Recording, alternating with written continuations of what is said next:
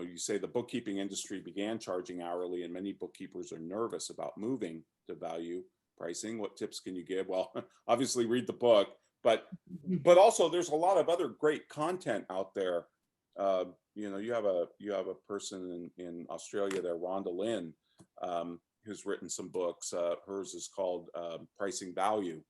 She's kind of flipped it around, and she's got stuff and material and articles. And Mark Wickersham in the UK. I mean, there's tons of pricing consultants out there now. So it's really hard to say that you can't learn about this, right? There's so much information out there. But again, you just got to move one customer at a time. And then I thought this was a good question too. Do you believe value pricing is significantly more effective for firms that niche into a specific industry? Do you believe the most effective firms of the future will niche? I just did a QBC session, QuickBooks Connect session for Intuit here a couple days ago, and it was virtual, of course, because of COVID, but this topic came up, and I was facilitating a panel discussion with 3 bookkeeping firms, accounting firms. I think a couple of them were bookkeepers and one was in a CPA firm. And this topic of niching came up, or niche, as you might say.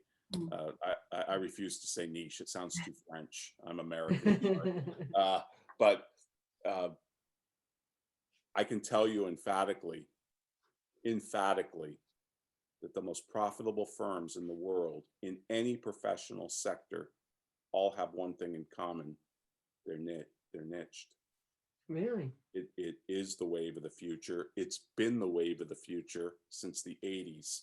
The medical profession started niching in the 30s.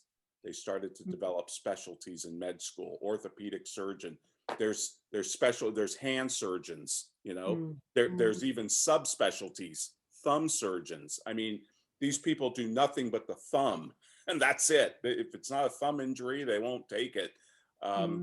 And the market places a much higher value on a specialist than they do a generalist. So, and you're probably seeing this in your country as well, but we have these cancer centers sprouting up, and we have concierge doctors, and we have heart surgery centers, and hand and other spinal surgery centers. These are all specialists. And the really cool thing about a specialist is a profession or an industry or a demographic so well that you can handle anything that they go through. For instance, I have a buddy who is a CPA, and he does nothing but dentists. Now, he can take a dentist from womb to tomb. He talks to them in dental school before they graduate. He gives them ideas on how to start a practice, how to join a practice, how to build a practice, how to grow a practice, how to bring in partners. Whatever happens in that dentist's life, from breaking up with a partner, from going through a divorce, from expanding, opening up new offices, whatever happens, he's seen it a million times. And he can help them do anything. He knows all the software. He speaks at their conferences. He writes in the journals that they read. This guy does no marketing. Dentists flock to him because it's all word of mouth. And he turns away about 70% of the customers that come to him because he's not interested in their practice, or he doesn't get along with them. The chemistry's not right, whatever. He's incredibly picky. He's also the most profitable firm I know in the world. Wow. By far. And I'm even comparing that to big law firms that make a lot of money per partner. This guy beats them all. He's a sole proprietor with 14 people. Wow. I know niching has been a topic of the last few years for bookkeepers, niching in retail or hospitality. And we don't need to necessarily think of just niching in an industry, where you can niche in a service or an application. So you could niche in inventory or export and import or advisory services or being a profit strategist. So, we commonly just go straight to niching into a particular industry. And I know some people have been hurt badly in the recent COVID because of niching in either legal or in Restaurants. hospitality. So, they'll never niche again. And we're actually got a webinar at the end of this month for pure bookkeeping licensees around niching for apps, for accounting apps.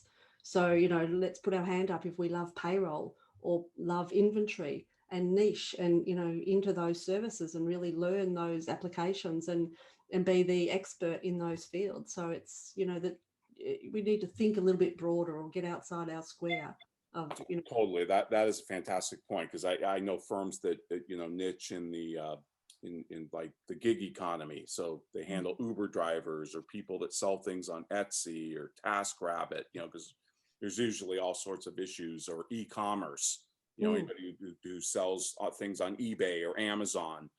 So it's not just an industry. It can be a demographic, a psychographic, all sorts of things.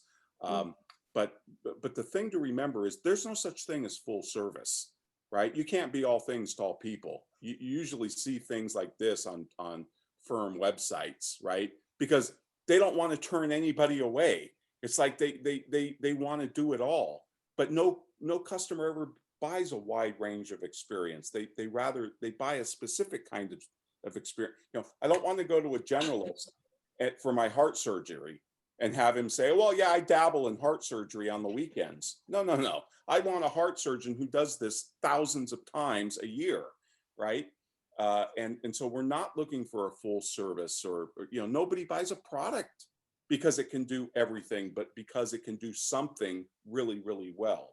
So the benefits of focus are, it's easier to have a well-defined criteria for identifying the type of customers you want for what you do best. My buddy's criteria is really simple. Do I get along with these people? Do they look like they have an interesting practice? If they're not dentists, he automatically turns them away. But if they are dentists, then he has a conversation, decides if he wants to continue. So it makes customer selection really easier. Obviously, it's a stronger win ratio because you're playing to your strengths. You know this profession. You speak their language. They're probably coming to you because they heard you speak, or they saw an article you wrote in their trade journal. You have clear hiring standards for the kind of people you're going to need to reinforce, your firm's image, your brand.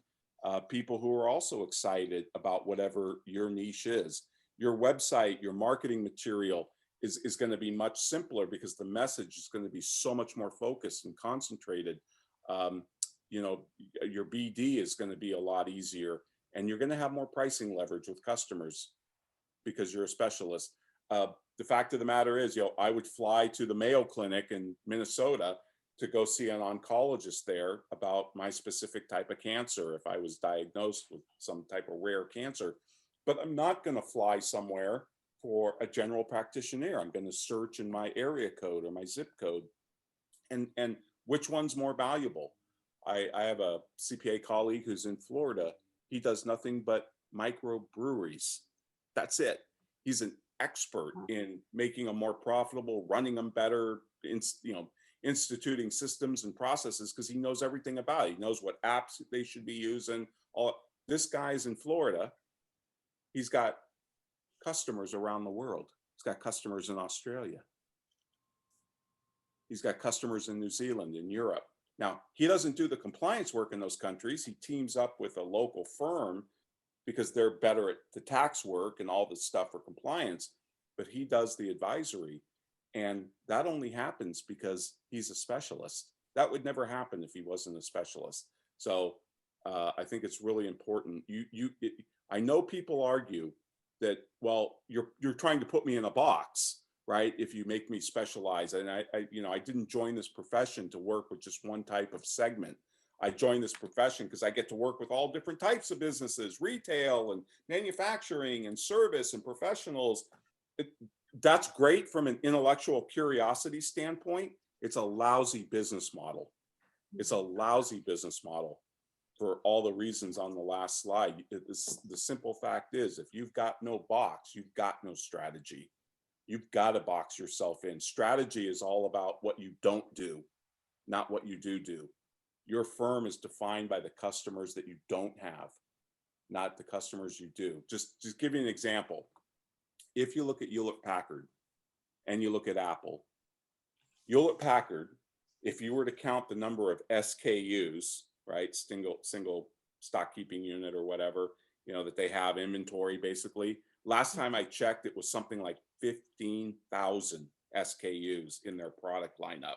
Not talking about their service, just their you know, their printers and, you know, all that kind of stuff. 15,000. Do you know how many Apple has? 7. It's like 100, less than 100.